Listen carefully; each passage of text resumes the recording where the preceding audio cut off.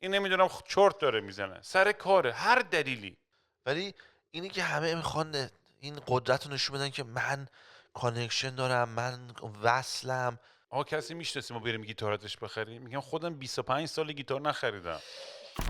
سلام، برابکس یوتیوب، سوال اختصاصی هستم با کینگرام. آقا یه دونه برنامه، یعنی یه چیزی میخواستم بشم ونگ بزنم، نه که بگم شاکی بودم، ولی این موضوعی که همیشه دیدم و فکرم که خیلی باحال میشه با کینگرام اینو صحبت کنیم.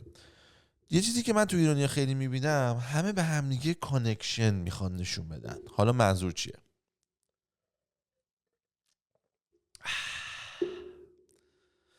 مثلا میگم کنسرت فلانیه، بعد هر کی میشنوه مثلا کنسرت زدبازیه، من آشنا دارم و من میدونم برنامه گذار کیه تو ونکوور، بعد مثلا هیچ نوع آشنایی کسی نداره.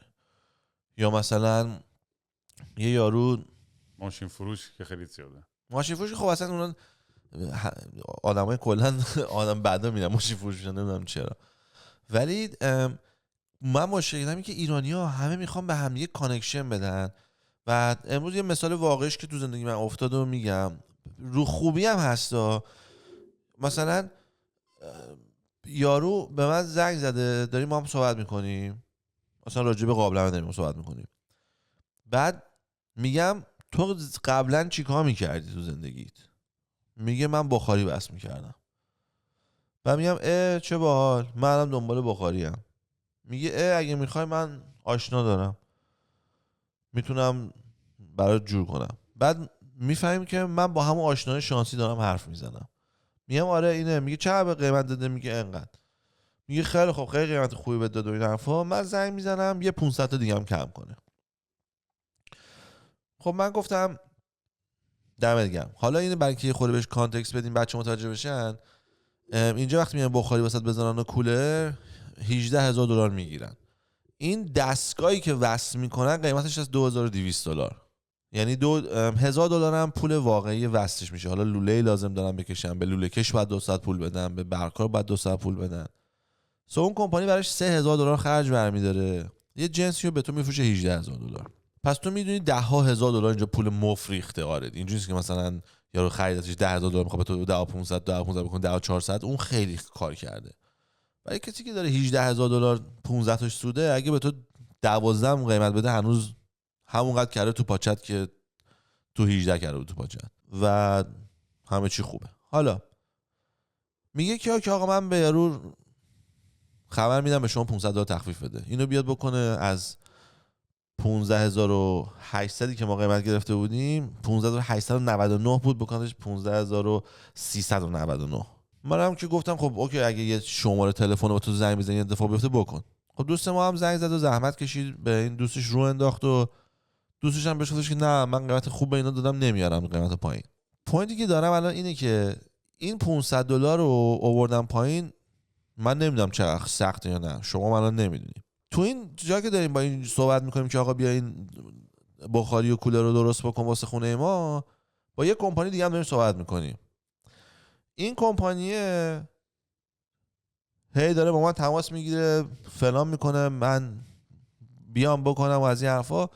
منم گفتم نه، من دارم با هم یکی میرم که رفیق دوستمونم در اومده، مثلا یه حالی هم بدیم به رفیقمون، مثلا تو مغزم حتی دارم فکر میکنم بهش. بعد این یارو میگه نه. خب من یه خورده چیز شدم که چون میدونم این همه پول هست و گفته نه. گفتم که خب اول این چه رفاقتیه که تو دوستت از خارج بهت زنگ زده میگه این بابایی که داره بهش کول میذاری $500 بده و تو میگی نه؟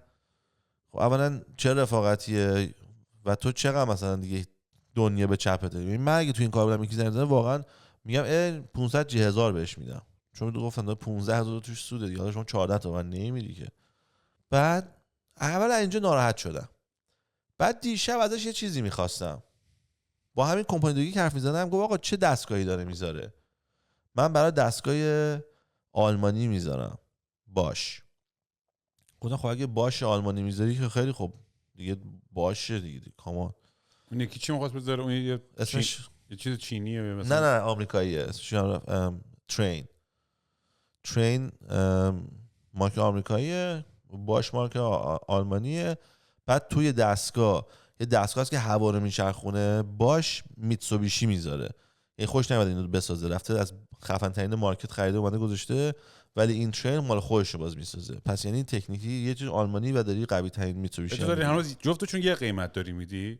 این یعنی یه ایرونیه داره از آمریکایی استفاده میکنه. آره. این یکی داره بعد یه جنس آلمانی خفن چیز میده. آره. و قیمتام یکیه. قیمتام یکی. اون $1000 ممکنه گرونتر هم باشه یکی. این جفتشون قیمتشون اولش بوده 19 تا، جفتشون الان اومدن رو 15 و 800. حالا من نمیدونم این داستانش چیه که میخوان این 800 تا تبع کنن تو پاچت، اینو نمیفهمم چرا. این یارو یهو امروز یه مسیج زد گفتش که آقا اگه قرار بیزنس تو رو من بگیرم قبوله، من به تو میدم 15 آلمانیه تازه. بعد من با این پسر دیشب این آلمانی به من گفتش که قبل از اینو مسیج به من بزنه به من گفتش که چه وسیله داری استفاده می‌کنی؟ من نمیدونستم. به این مسیج زدم که میشه کانترکت واسه من بفرستی یا به من بگی چه اکویپمنتی رو قراره اینستال کنی. بعد ریپلای کرد منظورت چیه؟ گفتم وا مادرتو سگ، دیگه دارم میگم چه اکویپمنتی رو استفاده می‌کنی چی رو نمیفهمی. بعد زدم که دوباره واقعا سوالمو فقط دوباره تایپ کردم، گفتم اکویپمنتی قراره بیاین وصل کنین که ازش گرما و سرما بیاد چیه، مارکش، مدلش چیه؟ بعد جواب داد که اونا توی کانترکتی که امضا کردی هست. خب میفهمم هست، ولی وقتی من به تو میگم میخوام این کار تو واسه من انجام بدی، تو که داری 15000، ولی چون امضا رو گرفته بود دیگه کاری نداشت. اون تو با اون امضا کردی؟ آره امضا کردم، اون 15 تاش دیگه داره میاد تو حسابش، خیلیش راحت بود دیگه. جواب این تکست رو نمیده. خب مادر تو سگ، تو برو تو اون ایمیل اسکرین شات کن میگم بفرست، بگو اینه عکس بفرست، خورده خوشگلش کن، تو توضیح بده، باحالش کن، بگو مثلا سومین بهترین مدل مارکت، آشغالی ترین چیزی هم مثلا. بعد چون دیگه امضا کردم دیگه اصلا مهم نبود. یه کامیشن میگیره مثلا $1000 در میاد، 1000 در آورده بود و دیگه اصلا. بعد اینجا یه خود چیز شدم که عجب دوباره ایرانی همیشه منیج میکنه که نشون بده ایرانیه. بعد تو این فکر که بودم یهو دیدم از اون یارو باب یه مسیج اومد که سوال اگر بیزنس تو من میتونم بگیرم قبوله، من 15. حالا من تا لازم با باب راجع به پول صحبت نکردم، نمیدونم چرا یا رفت طرف پول، داشتیم راجع به اکویپمنت صحبت میکردیم چون گفت آلمانی، گفتم آلمانی بهتر، بریم آلمانی. بعد هی میگفت اون چقدر داره ازت میگیره، گفتم با 10 گفتم 15 داره میگیره، من منظورم 15 و 800 بود دیگه، فقط داشتم 1.5 کی حسین دارم تایپ کنم دیگه. بعد گفت اوکی آقا اگه تو بیزنست با 15 را میفته من 15 ازت حاضرم بگیرم. نه $500 $900 کم کرد با جنس آلمانی و میتسوبیشی. بعد اصلا همه جام سوخت. میگفتم یه یارو اومده آخرش نرفتی با آلمانیه؟ چرا دیگه رفتم آلمانیه. چجوری مگه کانترکت نبسته بودی با اون؟ گفتم نمیخوام، چیکار میخوام بکنم، با زور بیا کولر بزن خونمو. چون چیزام دارن که اگه اومدیم گذاشتیم احساس کردی خونت به اندازه کافی گرم و سرد نمیشه تا 20 روز به ما بگی میایم ور میداریم میبریم مجانی، یعنی بعدش هم میتونی کنسل کنی دیگه، چه به قبلش. بعد دیگه به این یارو گفتم، یارو گفت که اون دوشنبه میایم و آلمانیو میذاریم و همه چی ردیف و کاستش هم دقیقاً میگم $900 دیگه اومد پایین.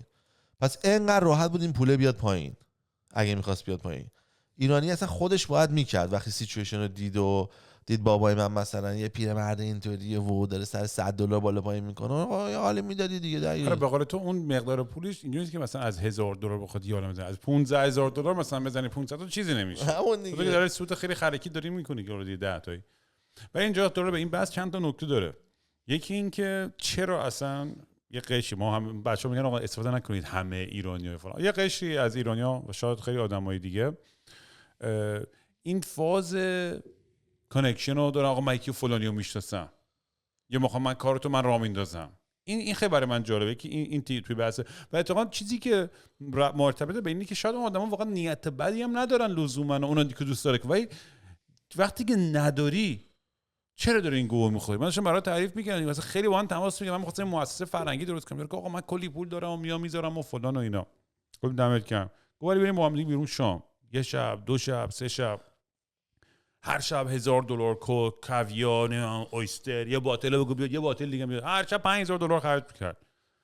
بعدی که دوستای من یه پروپوزال نوشته بود، یکی از بچه‌ای که باهاش داشتیم همکاری می‌کردیم سر این پروژه، که بعد براش فرستادم پروپوزال خیلی شیک، تر و تمیز، با رفرنس، خرج، آدمایی که توی این پروژه بودن. چون من در از هیچ کاره بودم. من فقط نقش این داشتم، می‌خواستم یه بچهای دیگر رو کمک کنم که وصل بشن به یه سری آدمایی که خیلی ادعای پولداری که حتی آدم حتما چه می‌دونم شدن پولدار بود و اینجور آدما خیلی شده که آدم پستشون میخوره باهاشون مثلا باید بکنیم. آقا بعد از چند روز بیرون رفتن و یه عالمه مشروب و فلان و داستان، مثلا جلوی من $15,000 تو 3 شب خرج کردم. بهش پروپوزال که فرستادم میگفت ببخشید من الان کش فلو ندارم، من نمیتونم اینا. میگم خب چرا $15,000 خرج کردم؟ اون مثلا ببین چقدر میتونه کمک کنه. و کل وقتم هی سلفی میگرفت با من و هی میذاشت استوری میکرد. حالا چرا نیت آدم شب که می‌خواست اگه ازشم گفت کینگ رو من میخوام با تو هنگات کنم، باید برم کلک بازی و کوک بزنیم و مشروب بخوریم و پارتی کنیم. آقا دمتم گرم، بریم آقا بریم حال کنیم. لازم نبود که مثلا انقدر ادا فور در بیارینش. بودی من آدم خیلی انسان دوست. نمیدونم چی داستان اینی که همه من با یکی دارم حرف میزنم تو ایران، یارو کارش اینه تو مغازه جنس لباس میفروشه. خب یعنی اصلا تو چیز مثلا تو نمیدونم مثلا تو کرج. بعد بهش دارم میگم که آره یه سافر میخواستم بزنم. بعد کسی که داشتیم ما سافر میزنیم آیدیا رو نه آیدیا رو یا کامپیوترها رو دزدید چون بیت کوین داشتیم توش از این حرفا و اون نشد. بعد میگه اگه میخوای بزنی من یه نفر خفن میشناسم میتونه کمکت کنه. بعد میگم آخه چی تو یه نفر خفن میشناسی؟ چرا فکر میکنی تو نفر خفن میشناسی؟ اگه یارو خفنه که جواب تلفن تو رو نمیده، اگه جواب تلفن میده بس خفن نیست. یا مثلا که اوبر درایورات بعضی خودی آقا من یکی رو میشناسم، آقا اگه تو میشناسی تو الان اوبر درایور. یعنی مثلا آدما جای موقع سخت خیلی آدمو قرار میگیرن که مجبورن کار کنن. من خودم میرم تازگی موقع رفتم بیام توی رستورانم کار کردم، یعنی شرمی نیستش توی کار کردن. من که حالا هر شغلی، حالا نمیخوام گیر و اوبر بدم، ولی هر کسی وقتی که توی موقعیتی که معلومه که نداره چرا الکی دروغ میگه داری، یا میخوام بخاطر اینکه تو مثلا از نیمچه معروفی با ارتباط برقرار کنن، یا واقعا چون نیت خوبی داره. بعد تو ایران هم خب فرهنگ ایران دیدی که واقعا این واقعیت داره. آقا تو ایران کار راه نمیافته که کسی رو نشناسی. آقا با برو دفتر حاج آقا، میری فلان شرکت، میگه برو دفتر پیش خانم چی صحبت کن، اون کارت راه میندازه. تو ایران متأسفانه این داینامیک جا افتاده. خب قبول، ولی بازم ندارن و هی آفر میکنن. آره اگه نداری آفر نداری. مثلا رفتم ایران تو گفتی یادم اومد یه یارو بود واسه هواپیمایی کار میکرد. بعد گفت آره من هواپیمایی کار میکنم، اصلا به قول معروف از این تیکتا دیگه مجانیه، بیا و برو فرست کلاس که بی خیال شو بشین پای خلبان بوق بزن. بعد گفتیم اوکی بریم هواپیما بوق بزنیم. بعد داشتم برمیگشتم کانادا، بهش زنگ زدم گفتم که دادا من پروازم اینه کاری میتونی بکنی، یه آپگریدی بکنی، بیزنسی بکنی، فرست کلاس کنی.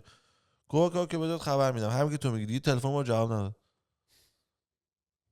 بعدم که بعدش گفت آره نشد، روم نشد بهت بگم نشد. زنگ زدم خب تو یه جوری گفتی فکر کردم که مثلا هواپیما مال توئه، چرا اینجوری خب چون میای بعد اینجوری هم که مثلا داشتیم حرف میزدیم که وای از خارج اومدی میدونی من تو هواپیما کار میکنم از این به بعد مجونیه. اینجوری نه که کاش یکی بود تو هواپیما ما رو کمک میکرد. چی تو هواپیمایی؟ نه اون میاد میگه. آره و به نظر من اگه من یه کسی واقعا بشناسم و از واقعا سهیل مثلا از من بپرسه، میگم اگه واقعا میدونم این کمک میکنه. مثلا خیلی وقتا آدما از تو چیزی میخوان که چه میدونم نمیتونم این مثلا من دوستای سلبریتی خیلی زیاد دارم، یا دوستایی که خیلی موفقن تو تک و فلان. خیلی یهو مثلا میگم شماره فلان میدی، میگم نه آقا چه آدم تخمی و فکری کی هستی. میگم دو شماره یارو پرایوت با خودش از خودش اجازه بگی، به من چه ربط داره؟ میدونی چی میگم؟ و این قضیه که بعضی وقت اون توقعم که ایجاد میشه خب خیلی اذیت میکنه که تو باید فلان کنی. آقا تو اگه من یه حال بدی من با تو مثلا میجورم شفا آقا تو میتونی این کارو کنی. آره نه دمت گرم، نه دمت گرم، اوکی. چون با رابطه سالمی باشه که آدم بتونه با هم دیگه اون احساس چیزو بکنه. ولی آره اصلا نیازی نیست شدن بلوف بزنن. از اول آقا من با تو مثلا دوست دارم برم هنگات کنم، من اصلا نمیدونم فلان. خیلی وقتا پیش اومده برای کارهایی که آدمای من تماس میگیرن که آره آقا من میخوام برات یه کنسرت خفن بذارم اینجوری اونجوری این کارو میکنم، این دور 8 تا دوربین میارم و فلان و فلان ویژوال هم میذاریم اینا. میگم ای بچه کول اینا چند تا برنامه تا رو اجرا کردی؟ گفتش که تا رو نداشتم ولی آدم میشناسم. آره همه آدم میشناسن. بابا این چه درد میخواد؟ یه تا رو 2 عمرت برنامه نداشتی و میخوای برنامه منو مثلا به عهده بگیری برینی توش؟ خب چرا اصلا اعتماد به نفس از کجا داری تو؟ بعد هرچی هم خراب میشه میگن که فلانی خراب کرد. بابا تو گفتی میتونی، تو گفتی فلان داری. نه یارو به درد نمیخورد. ما الکی روش حساب باز کرده بودیم. بعد اینو من انقدر دیدم تو همه چی، از اینکه سوسیس خوب از کجا بخریم تا اینکه مثلا میخوام پاسپورتمو حساب بانکی میخوای باز کنی تو اینجا یا میخوای خونه بخری برو اونجا به یارو بگو که محمدی تو رو فرستاد. بعد اگه نگم چیکار میکنن؟ حسابم باز نمیکنن. بعد میری اونجا میبینی خب یارو میگه بله خب آقای محمدی افتخار دارن، همون کارا رو میکنی، امضا میکنی. بعد مثلا میبینی یه نفر خارج از صف میاد یهو تو رو میذاره کنار، میره شروع با اون کار کردن، میگه آقا محمدی انقدر ارزش داره که حتی صف رو رعایت کنی. یه نفر دیگه رو دادش. خب چرا اصلا ما گفتیم؟ بعد اینو من همه جا میبینم، هر جا میبینی همه سری میخوان کانکشن بدن. آره من میشناسم. خب هیچ کی نمیشناسه، چرا الکی داستان میگی؟ آره من فکر کنم یه چیزی هم تو فرهنگ ما هستش که چیز باحال و خوبه، مثلا خیلی جایی میتونه خارجی هم بگو چه رفتار میکنه راجع به این موضوع. آره اینو میگم با خارجی هم این یه چیزی ولی هم خوبه هم بده تو فرهنگمون که بحث مرام دیگه. میدونی اون مرام قیصری که یارو حاضر مثلا جلو بستنی بگیره و رعد و برق بهت برسونه که تو بخوری، میدونی، و ولی یه جاهایی بعد اون یه توقع ایجاد میکنه و یه سیکل خیلی خشنی از آدما که آقا من یه بار برای تو بستنی گرفتم. من واقعا شدم یه بار آقا من برات یه بار مثلا خونه ما اومدیم مامانم برات شام درست کرد، چجوری مثلا جرئت میکنی جواب تلفن منو ندی؟ میگم دود اولا تلفنم که 24 ساعته سایلنت، اصلا هیچ وقت جواب نمیدم، اصلا جواب هیچ کیو نمیدم. بعد نگاه میکنم، بعد زنگ میزنم جواب میدم فلان. بعدش که اصلا نیت بدی نداشتم. یه مسئله که اصلا تو همه بحثا پیش میاد، من اینو واقعا با تاکید کنم چند دوستان، چه مرتبط به این بحث کانکشن دارم ندارم، چه مرتبط به بحث مرام یا هر چیزی، دوستان معمولا ساده ترین جواب درست ترین جوابه. یعنی مغز ما که بهش میگن آکمز ریزر توی بحث منطق، مغز ما کاری که میکنه اینه تخیلی ترین سناریو رو میسازه. یعنی این فکر نمیکنه چون کینگلون جوانده یه رفته داره یه جا الان میزنه و میخنده منو نگاه میکنه ایگنور میکنه و بعد ما داره به یه بچه گربه لگد میزنه و با ماشینش از روی سری خرگوش رد میشه، تو ذهنش میره توی تخیل عجیب غریب دارک ترین سناریو. اصلا فکر نمیکنه آقا ممکنه تو دستشویی داره میرینه، این نمیدونم چرت داره میزنه سر کاره، هر دلیلی نتونسته برداره، ولی ساده ترین جواب معمولا درست ترین جوابه. آره.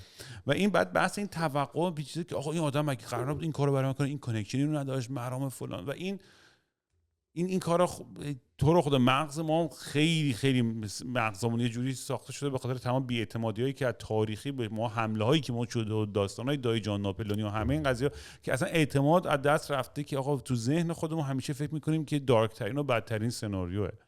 که میفهمم چرا، یعنی تو آخونده که میان بالا سرت هر روز این کارو نکن، فیلم خودشون هر روز تو این ور اون ور بیاد بیرون. آره که آدما همه مساویم، یعنی همه واقعا یه چیزی میخوان، ولی اینی که همه میخوان این قدرت رو نشون بدن که من کانکشن دارم، من وصلم، من پارتی از این سوسایتی ام. بابا شروور نگو، هیچ نیست، همه فکر خودشونن. اون کسی هم که باش وصلی فقط داره واسه یه کاری انجام میده چون اونم یه چیزی از تو میخواد.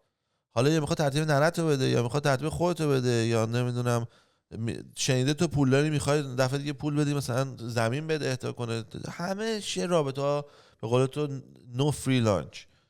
و اون ور قضیه چون خنده. مثلا من یه رفیقی دارم که میدونم که یه شرکتی داره سرشون کلا میذاره، مثلا خیلی داره پولشون میخوره. میگم دود من اصلا هیچ پولی نمیخوام، فقط میخوام تو جیب تو یارو از جیب تو نزنه، بیا این کارو بکن، اصلا به حرف من گوش نکن، برو تحقیق مستقل، اصلا این کارو بکن.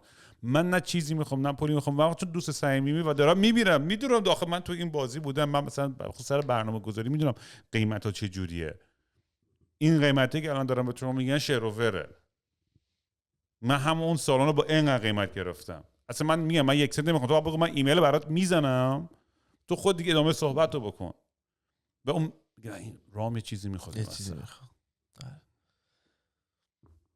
آدم نمیدونه چی بگه دیگه. برای همین تا اونجایی که آدم میتونه، به نظر من هر چی مثلا من میگم امروز دوام صحبت توش بود با سوال که آقا من اصلا وارد دعوای حاشیه‌های پابلیک هیچ وقت نمیشم اصلا. یعنی فلسفاً تو اینجور چیزا میگه که آقا تو وقتی که کسی ازم مستقیم نپرسیده الکی نیا مثلا دخالت کن توی زندگی، از یهو نصیحت نخواسته مثلا نه مثلا تو رابطه با زنت باید این کارو کن، یا اونجا که داری بیزنس رو میکنی این کارات غلطه. به من چه، اون داره زندگی خودش میکنه. اگه کمک از من خواست و من ببینم خوب باشه نمیگم تواناییشو یا عقلشو یه چیزی داشت که بتونم یه چیزی 1% کمک کنم، یادم آره اون موقع و این خیلی جالبه. من توی اینو توی زندگیم تو روابط مختلف دیدم. با مطمئنم تو هم اینو دیدی، حالا چه با خانواده است، چه با پارتنرت، چه با دوستات. من تو زندگیم یعنی یک بار نشده که مثلا بیام یه جا مثلا کسی گیر بدم، آقا چرا مثلا لیوان تو داری اینجوری می‌کنی، چرا داری اون کارو می‌کنی یا فلان. من تو خانواده خودم بوده آدم میاد هر روز که آقا چرا این کارو می‌کنی، میگم من تا تو یک بارم تو زندگیم گیر ندادم. یا رفیقی که میاد به تو میگه آقا مثلا خوبه به عنوان رفیق، مثلا اگه من برم توی عادت بد داری، کارو تخمی داری می‌کنی که به ضرر خودت و خانواده، آره اونجا مثلا اگه من واقعا دوست داشتم میگم سوال دود داری خیلی با خشونت برخورد می‌کنی، نمیدونم لیوانو خیلی پرت می‌کنی بچه‌ها، تو مثلا نکن این کار. واقعا اونجا آدم دیگه مثلا چرا به نظر آره دیگه. ولی چیزای دیگه که به زندگی شخصی خود ربط داره، میگم مثلا من کیم که بیام دخالت کنم؟ من اصلا این کانسپت رو هیچ وقت نمیفهمیدم. آدمایی که به خودشون انقدر راحت اجازه میدن که تو زندگی دیگران دخالت کنن، بعد بیشتر تو اصلا زندگی سرم دیگران دخالت اصلا میکنن تو نمیفهمم. زندگی خودشون. زندگی خودشون رو اونقدر دخالت نمیکنن، زندگی دیگران رو داره میبینه. ایراده خود همون گفتی یارو نشسته بودی با بچهش مواد میزدی، بعد من بابا میگه بزرگترین اچیومنت من اینه که بچه‌ها مواد نمیزنن. دقیقاً من اینو یه رفیق داشتم ازش بود، بعد مامانش نشسته بود، حالا مثلا هر هفته مثلا روی چیزه برف بازی، بعد مامانش نشسته بود میگفت من با بچه‌هام همیشه آزادی رو برقرار کردم و به خاطر همین بچه‌های من به غیر از گل به هیچ چی دیگه دست نزدن. و من برشم اینجوری چیزو نگاه کردم، های موموکو، بودو بوس بابا، بودو بوس بابا. های النا، بودو.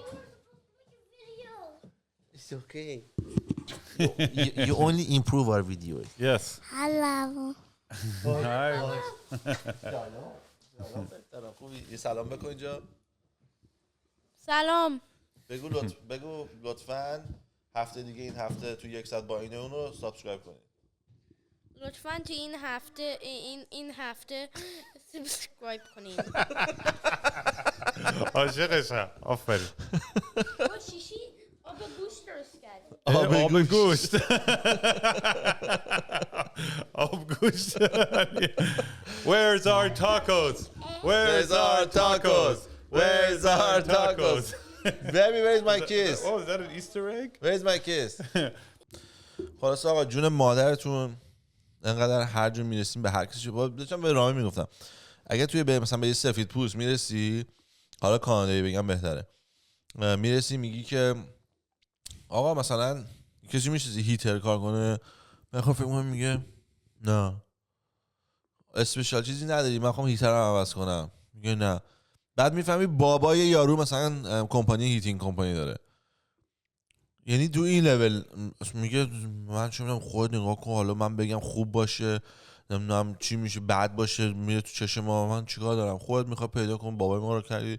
بابای من با یه نفر بیزنسش بالا پایین نمیشه، ولی تو با ساجستشن من میتونی رابطمون بالا پایین بشه. ولی ایرانی اینو ندارن. ایرانی‌ها فقط واسه مثلا تو صف گوشت مثلا وایسادی یو ببخشید شما گفتین میخوای خونه بخرین، من پسر خالم خونه میفروشه، بیا شما اصلا شک نکن.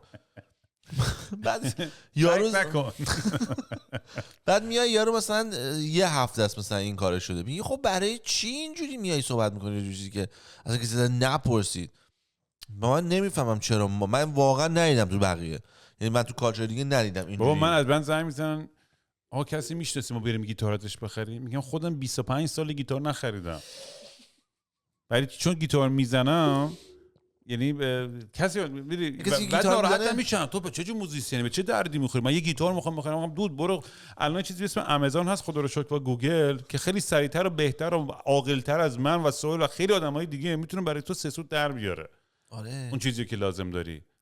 واقعا نمیفهم. یعنی مثلا که زدی که رفت تو از یارو تلویزیون می‌خرید چه خرید که میگفتی از آمازون هم خود ارزان‌تر پیدا کرد، مثلا برات کانکشن زده بود پیدا کرده بود. حالا مثلا رفیق اومدم گفتم همین مثلا گیتار میخوام، بعد میگه که اوکی بیا بریم، من خودش یکی گفت اینو میخوای، من رفیقم هستش بریم اونجا.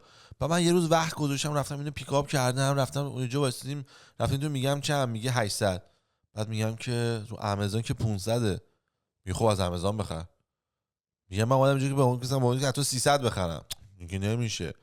میگم داداری که آمازون داره میفروشه $100 داره به آمازون پول میده، $100 داره پول پست میده، $300 فقط میمونه. یعنی این یارو با $300 داره بیزنس میچرخونه. چجوری تو نمیتونی یه دونه 300 بدی با کانکشن رو داشتی؟ من به خدا وقتی جوهر داشتم، هر وقت که خیلی کم اتفاق افتاد، ولی هر وقت کسی اومد من جوهر بخره، جوهرا رو پک کردم. بعد مثلا اون موقع من مثلا میگفتی فلان پرینتر دارم که مثلا 4 تا رنگ میخورد، من از هر رنگ بهت 5 تا میدادم، یعنی 20 تا به جوهر میدادم. جوهرامو دونه $30، 20 میشه $600. من اینو میدادم بهت. بعد تو میگفتی چند؟ میگفتم ایتس اوکی. گفتم نه ما گیفت تو. بابا نه اصلا بگو من مثلا حسین منو فرستاد اینجا، من مثلا نه. گفتم نه اوکی حسین بهش بگو دمش گرم، یاد من بود این حرفا. چرا؟ چون من روزشم 10,000 تا جوهر میفروختم، برام مهم نبود حالا 20 بره این ور اون ور. ولی وقتی که میومد، ولی بقیه بیزنسمن‌ها اینطوری نیستن. بیزنسمن همه رو پول میبینن، انگار عجیبه خونشون داری میکنی بیرون.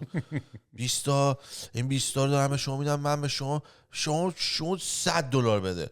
بعد یارو میره خونه میزنه میبینه خود دیوست داری رو ایبی میفروشی $40. میگه بعد چرا رفتم اونجا $100 از من گرفت؟ خب نه دیگه، اومدی پیکاپ دیفرنت استوریه. اون آنلاینه، این بیزنس ما فیس تو فیس بوده. بعد به جون تو من این کانورسیشن شنیدم تو صورت یارو به من میگفته. بگیم اصلا عجیب غریبه آدمایی که من مثلا تصمیم گرفتم که یه مقدار از درآمدم بدم سهیل، چون دیدم تو این چند سالی که با رفیقم آقا این واقعا خداست با پول. خب واقعا بلد کارشو و خوب بلدم هست. من نمیگم تو همه چیز خداست، تو یه دونه کار رو قبول دار، تو بقیه کارا ریده به نظر. فامیلیو ببین. من مثلا خب به این آدم اعتماد کنم، نه من گفتم آقا برو کانکشن بده، با خود کاری که خودش میگم سوال ما من $50 $100 $500 هر چقدر بهش میدم، آقا اینو مثلا نگه تا هر اینوستش کن فلان کن. این خب یه رابطه مستقیم است. الان انقدر از این شارلاتان هستن که مثلا چیزای پولی میخوام بفروشن، حالا بیزنس پولی یا مشاوره فلان یا هر چی، و من میگم دمش گرم بابا، یه سری آدما چه اعتماد به نفس داره، یارو خودش هیچی نداره ولی به تو یه جوری تبلیغ میکنه آقا تو پول $1,000,000 تو به من بده. میگه که من ندارم، اگه داشتم که الان با هم وگاس بودیم و زندگیمو به گار داده بودیم. چه حالی میکنه؟ و میگه آقا $1,000,000 تو به من بده، من مثلا برات اینجوری اینوست میکنم. میگم دود من اولا 5 دقیقه است با تو دارم حرف میزنم، میشستم خودت دفترت جای درب و داغون طبقه مثلا زیرزمین، اون کف اون گوشه بغل اصلا هیچ چیزی نداره، یه 3 تا اسم رو در هست، محتابی داغون داره روشن خاموش میشه و آدم کف میکنه که تو کانادا مگه مثلا توالت ایرانی وجود داره؟ اصلا کجا داری زندگی میکنی تو؟ بعد میگم مثلا چی فکر میکنی؟ میدونی یعنی بعضی وقتا این اعتماد نفسی که سری‌ها دارن که میان به تو میخوان یه محصولی رو بفروشن، یعنی من کاش که همچین اعتماد نفسی داشتم، چون واقعا منم یه ایلان ماسکی میشدم برای خودم. دیگه همه یا یکی رو میشناسن یا خودشون خفن یه کارین دیگه، همه خفن. من میشناسم یکی رو پراکور کرد میشه کد مینویسه پسر خالم، بعد میگه یارو میگه مثلا یارو در به داغون، یعنی C++ بلد نیست بنویسه. بعد بهش میگی دود میدونی الان با AI میشه؟ میگه نه من تو AI وارد نشدم. این خب نمیتونی تو AI وارد نشی الان موقع پروگرام بنویسی دیگه. آقا خلاصه من میگم یه جون مادرتون انقدر همه به هم کانکشن ندین، هیچ کسی نمیخواد. آخرش هم خندارش من تمام ایرانی که من مسیج زدن که آقا اون اولی که پادکست زدم آقا بیا تیشرت ایران بزنیم، هی خواهی مالی آقا تو رو خدا کینگدم تیشرت تو ایران بزنم فلان اینا. اوکی یه بار سعی کردم نشد، 2 بار سعی کردم یکی پولو خورد، 3 بار که سعی کردیم آقا من کیو دارم اون کی میگم آقا تیشرت رفتن زدن با یقه اسکی، تیشرت یقه اسکی تو اون رو دیدی؟ چقدر تو باید گاو باشی که بری برای گرمترین موقع سال تیشرت یقه اسکی؟ اصلا چجوری اینا یه آدمی به اینا انداخته بود، گفتم ما دیل خوب گرفتیم برای 500 تا. به من چه دیل خوب گرفتین؟ چیزی که من می‌خواستم تیشرت یعنی این یقه آسیر اینقدر یقه بود دقیقاً. بگو تیشرتی که یقهش اینجاست. من کانکشن دارم یکی رو میشناسم. اون تیشرت رو میدونی که همه رو بخشیدیم دادیم رفت. الان توی اونجا کجا بود؟ همه معتاد جمع بودن، خیابون چی بود؟ شام رفت. الان خاصه یه سری آدم کارتون خواب و معتاد و آدمای خیلی که زندگی سختی دارن توی پایین شهر تهران یه مش تیشرت کینگدام و مسیر راستی تنشونه، حداقل به یه جای خیری رسید. آقا من 1 سنت نمیخوام برای بابا فقط بدیم به آدماشون. دوستم میگفت نه به اینا رو میفروشیم به عنوان فلان. گفتم آقا من نمیخوام به مشتری چیز آشغالی بفروشم، من اون دقیقاً اون چیز خوب با جنس خوب، چیزی که واقعا تو ذهن خودم، ولی خب من دسترسی به ایران ندارم، با به کانکشن تو اعتماد کنم و خب میره همه چی. برام هی بارها باعث بشه که من خودم برم تحقیق کنم. مثل من اینجوری من دوست دارم خودم در بیارم توی همه چی و که آن تاپ اف دیگه، چون هر وقت نبودم و حواسم نبود و تنبلی کردم و کانترکت رو نگاه کردم، ایجنت نبود نگاه نکردم که ایونت ارگانایزر رو نگاه نکردم که رفت تو پاچم. یه رفیق داشتم میگه بابام میگه با بقیه نکن. دمتون گرم. جاکس.